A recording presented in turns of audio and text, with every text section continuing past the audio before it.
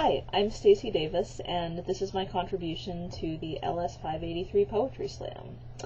So today I'm going to be reading 5 poems for you. The first 3 are from the Poetry 180 site, which has a really great collection of poems. The first one is Happiness by Jane Kenyon. The second one is Gretel by Andrea Hollander Budy. The third one is The Summer Day by one of my favorite poets, Mary Oliver.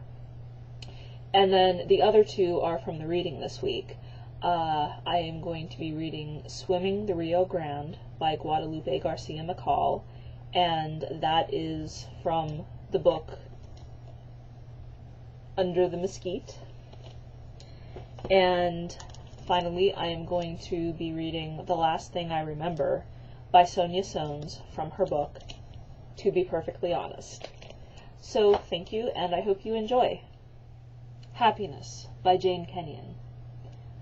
There's just no accounting for happiness, or the way it turns up like a prodigal, who comes back to the dust at your feet having squandered a fortune far away.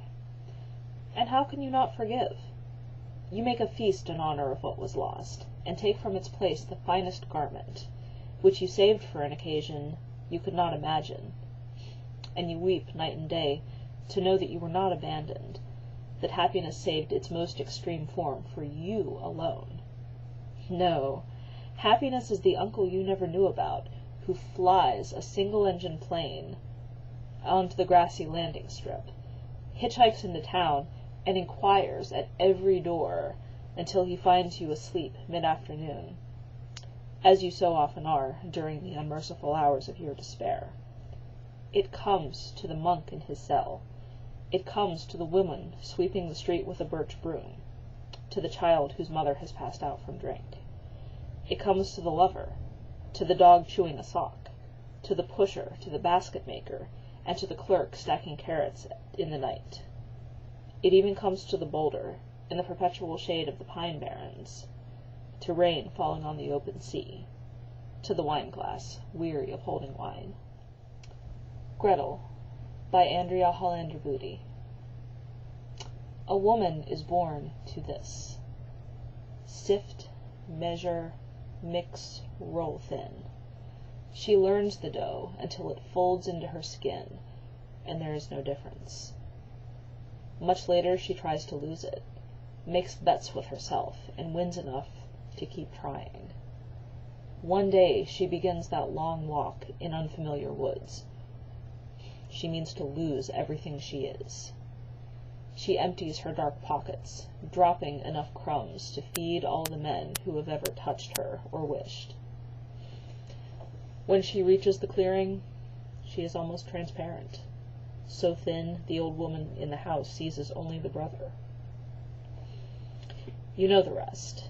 She won't escape that oven. She'll eat the crumbs meant for him, remember something of his touch, reach for the sifter and the cup. The Summer Day by Mary Oliver. Who made the world? Who made the swan and the black bear? Who made the grasshopper? This grasshopper. I mean the one who has flung herself out of the grass. The one who is eating sugar out of my hand. Who is moving her jaws back and forth instead of up and down. Who is gazing around with her complicated and enormous eyes. Now she lifts her pale forearms and thoroughly washes her face. Now she snaps her wings open and floats away. I don't know exactly what a prayer is.